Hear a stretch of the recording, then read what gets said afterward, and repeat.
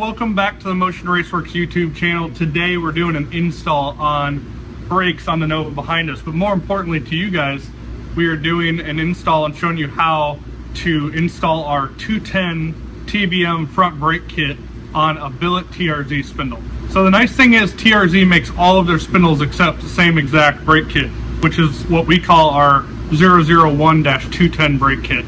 Now this brake kit has recently been designed, and that's why we wanted to make this video.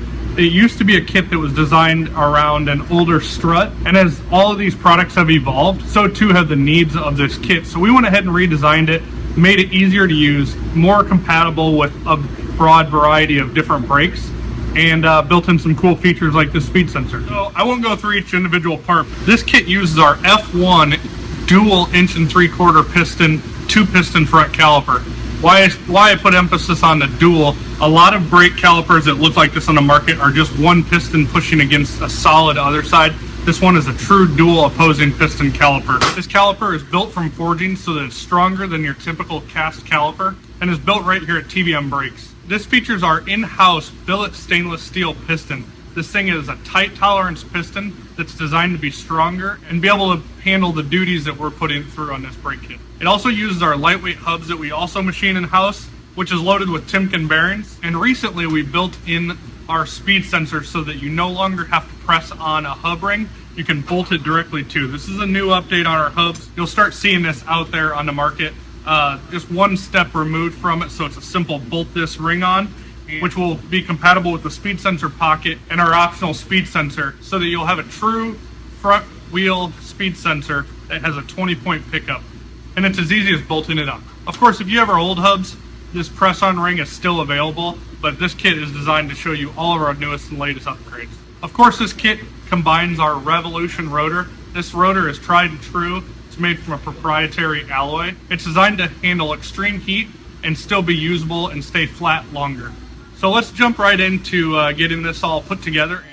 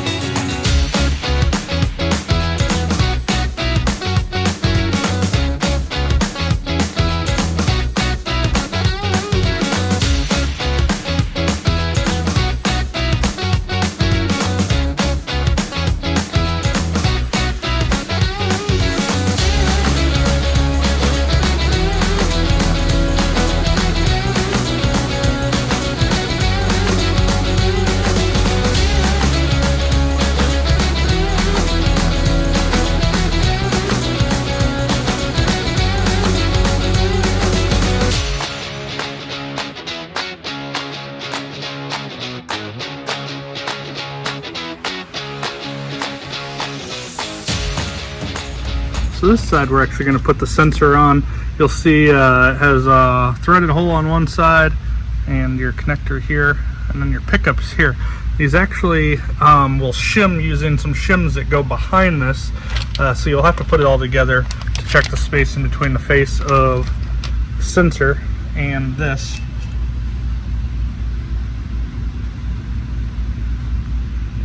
And those will go right in there. So one very notable difference is this kit used to require a spacer, a bearing spacer. It no longer needs that, and the seal. And that was one of the reasons for the redesign. It requires a new bracket, and that's what this kit has. So that's one of the reasons why we're doing this update video. All right, it's time to slide the hubs on. All right, now that everything is on there, we're going to go ahead and install the caliper. You'll notice I'm actually installing our DR1 caliper. This kit normally comes with an F1. The DR1 is our low profile caliper. It's designed to be able to work with spindle mounts, and the reason why I'm doing this is that I can actually switch back and forth between these hub mounts and spindle mounts without taking the caliper off. So if I go from drag and drive configuration to a racing configuration, all I have to do is switch the wheel, I guess, which will have the hat and rotor built on, and I can go back and forth pretty freely. The F1 caliper has a bigger opening here, so it's a lot easier to set up the pads. This one's a lot more crucial to have spacing right, so the pads are not wedged in there, especially when you first put it together.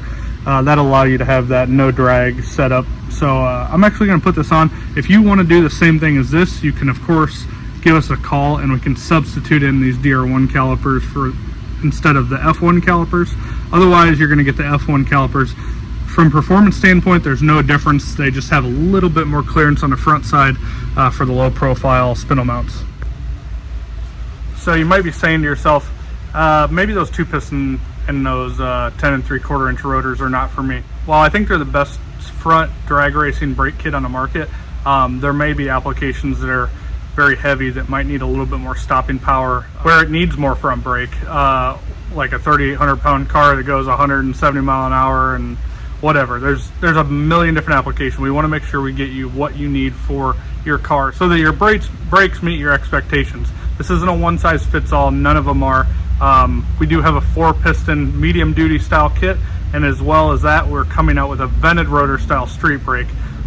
By all means, this kit's great for what we're using it for, but if you have different expectations, let's talk about getting you into a different brake kit.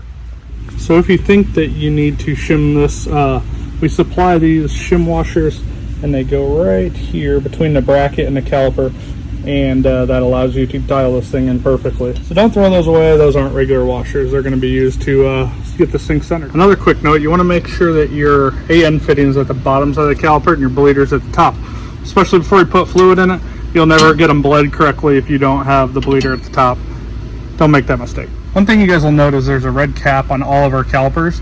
That means they have completed the testing process, and if you see this red cap, it means they were pressure checked at over 1,000 psi and held there to check for leaks and any potential issues.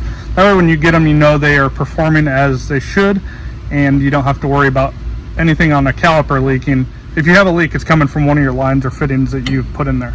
All right, now is the moment of truth, especially with shimming. If you run the DR1 style caliper, this is going to be a tight spot to get this in here, but that brake pad should be able to slide right in, and everything should spin nice and freely. Not having hang up here is perfect. It takes good shimming. On the F1 caliper, it's a little bit more forgiving. You'll notice that you can actually stick the pads in and not have a lot of interference, but you still want to make sure that is perfectly even from side to side. That'll allow that when the pistons come out, they come out evenly. That makes for a better working brake system. So nothing's dragging. We're ready to put this together. So now that we got the wheel back on, everything's good to go. Your next step, spin that sucker and watch it spin. This is what the no drag TBM stuff's about. While it's nice that it spins a bunch, whether it spins 5 times or 100 times isn't a huge concern of performance. Our main thing is that the pads are not dragging. And the nice thing about TBMs, or kind of our claim to fame, is that every time you let off the brake pedal, it's going to spin freely like this.